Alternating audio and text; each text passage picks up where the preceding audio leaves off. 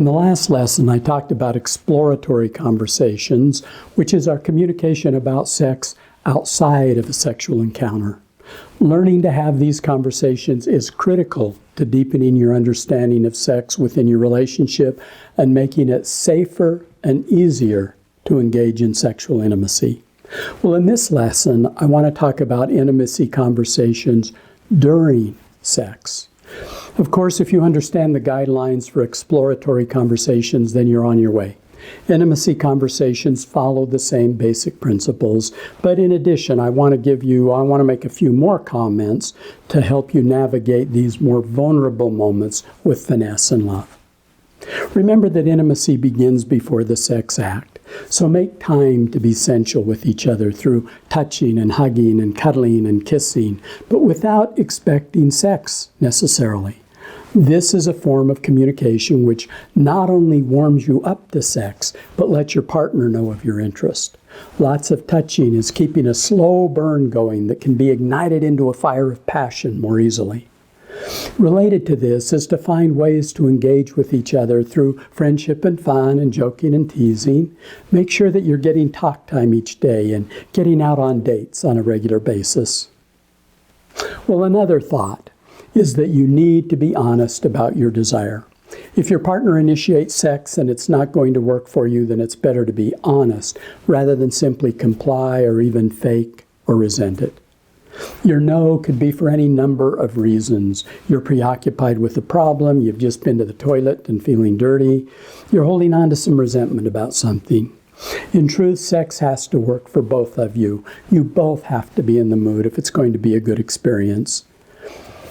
How you both cope with the no may be a good topic for one of your exploratory conversations. Now, by the way, this is not to say that you can't evaluate and make a conscious choice in the moment. Perhaps you aren't feeling particularly amorous, and yet you recognize that you could engage and find it enjoyable if you did a mental adjustment. So you might be able sometimes to turn a no into a yes by reevaluating your deeper intent or setting up your own experience so that the whole encounter works for you. You know, saying something like, okay, but I'd like to take a shower first.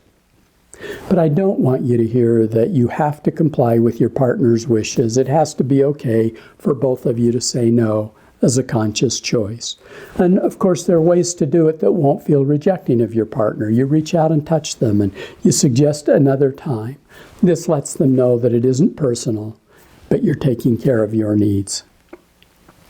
Remember also, in these encounters, you are responsible for your own pleasure. Of course, this harkens back to habit number 1 of self-responsibility. You're responsible for your happiness, well-being, self-esteem. Take that burden off your spouse. And likewise, take the burden off of you for your spouse's happiness and need fulfillment. If each of you take responsibility for your own enjoyment during sex, you can stop all the guessing and pretending and communicate instead with each other in a more genuine and straightforward way. Of course, you have a part in your partner's experience, and you fulfill that part by showing up and being present for them. But it isn't your job to see that your partner, for example, has an orgasm.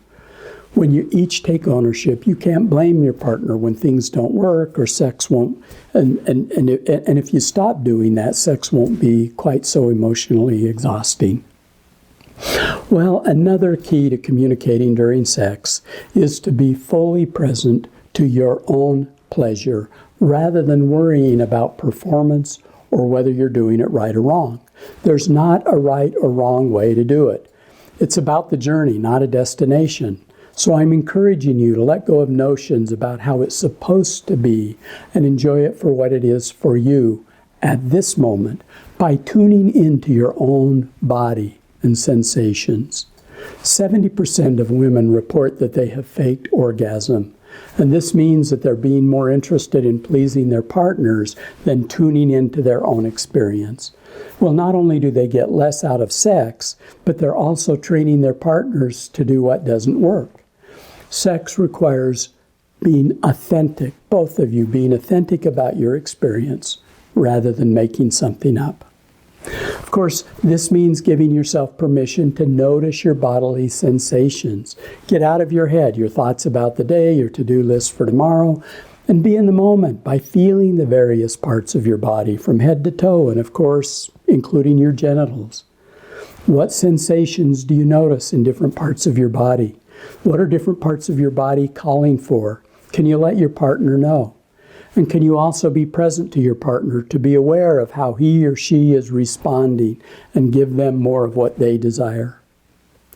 An extension of what we're talking about is being clear during the act of sex about what you like and don't like. Stop treating sex like quiet time. Instead, talk about what the experience is like for you and what you like and what you don't like. Talking isn't an admission that it isn't working, but rather a way of connecting more deeply and making the experience more pleasurable for both of you. So let him or her know what you like. I love it when you touch me like this or here, or this is what I'd like right now.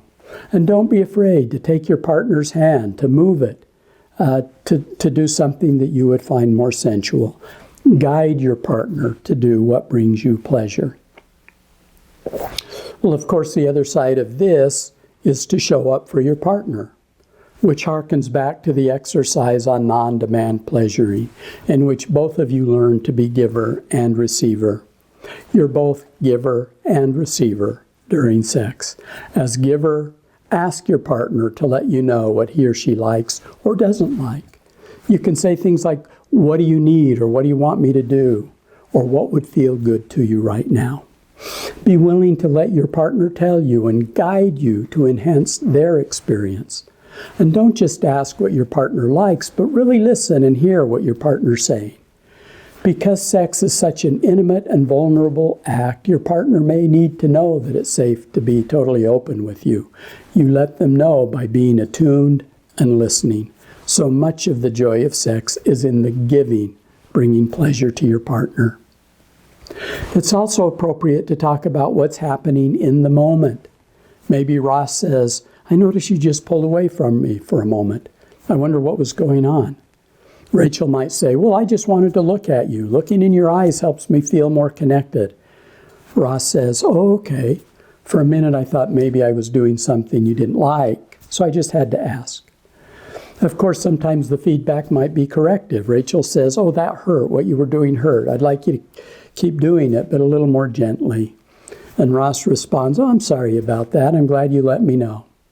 Sometimes using even simple words to guide each other, like faster or slower or gently or here, are all helpful in communicating what you want and making it pleasurable. Such real-time talk in a curious and non-judgmental way enhances the experience and brings greater closeness. Finally, remember to stay connected after sex. This is a time to cuddle and enjoy the afterglow of the experience. It's particularly important for men to be present rather than moving on too quickly. That helps women feel safer and more secure. And as your body relaxes and you remain physically and emotionally connected, you'll get a dose of the chemical oxytocin, a love chemical which will strengthen your bond. Research studies support this. The longer you stay connected following sex, the higher couples rated their sexual satisfaction, as well as their overall relationship satisfaction. So it's good not only to stay connected physically, but also talk. It might be reflecting back on the sexual encounter, but it can also be about other things, what you love about each other, special moments, your dreams for the future, and so on. These conversations are not only pleasing in the moment, but help set the stage for the next sexual encounter.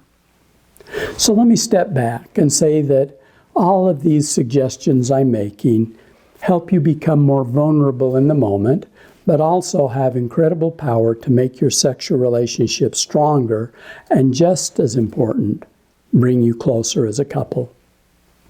Well, let's move on. We're now going to move in the next lecture on to the next habit, which is about communication.